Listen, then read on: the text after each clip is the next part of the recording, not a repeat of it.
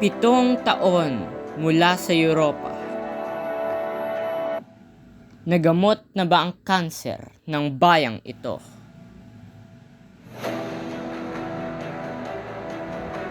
Ako, si Don Crisostomo Ibarra, anak ni Don Rafael Ibarra.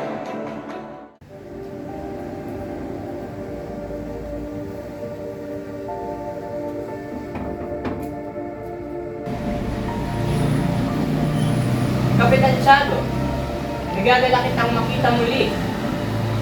Padre Damaso, nagagala kong makilala ang kaibigan ng aking ama. Ngunit, nagkakamali pala. Hindi pala kayo si Padre Damaso. Pagpumanin ko ako.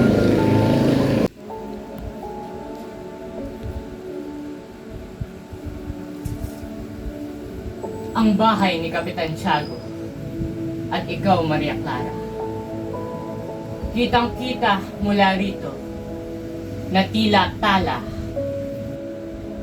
At ikaw, Don Rafael, na nilapastangan ng bayang ito at nakulong sa bilangguan para doon mamatay.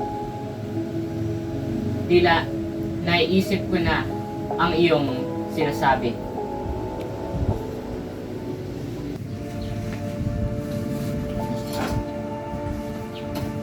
Maria Clara, wala pa ring kupas ang iyong ganda. Nakalimutan. Hindi kita malilimutan. Sa totoo nga lang, walang araw na lumilipas na hindi kita naiisip. Salamat sa dahon ng sambong. Ito naman ang lumang liham na ibibigay ko sa iyo. Hanggang sa muli, Maria Clara. Paalam.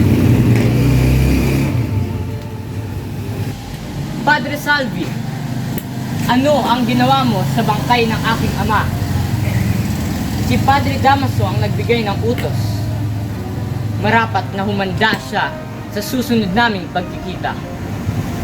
Paumanhin, Padre. Ako'y aalis na.